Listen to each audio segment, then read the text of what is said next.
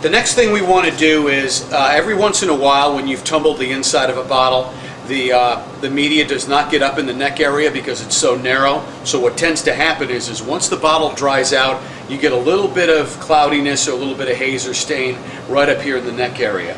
And I've actually tried dozens of different things, but the way that I had found to be most effective is to take the same compound that we used on our buff wheel over here, which is a 1500, and make it into a nice paste, and just kind of put a little bit around here. Just kind of paint the inside of the lip around like that.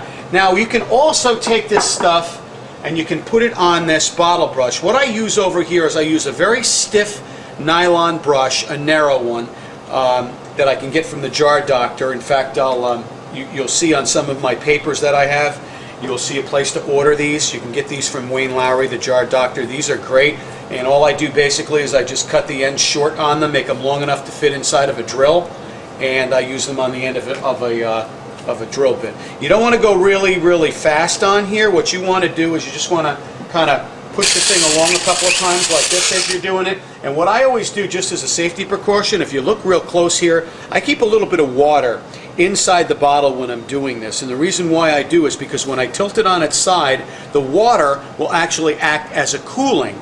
As the brush is going around inside and polishing, it doesn't overheat the neck. So what I do now is I just kind of take it like this, and I just go in and out, and then once in a while I will tilt it upside down just to get a little bit of the water kind of rolling around. You want to make sure that you don't have a lot of friction on the actual bottle because it will build up some heat, but a little bit of friction is okay because you are basically in there with some water going around and it's keeping everything nice and cool. So just kind of an in and out a little bit as you go around.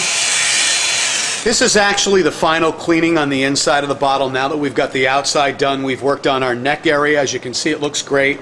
What I want to do now is just give it one final rinse with a little bit of fish aquarium stone and some muriatic acid inside, and just kind of give it a little shake around.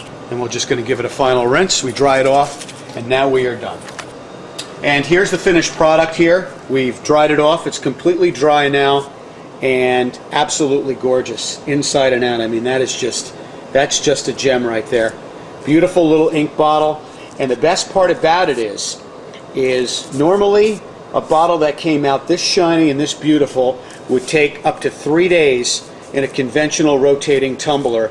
We just cleaned the outside of this bottle in about 30 minutes or less.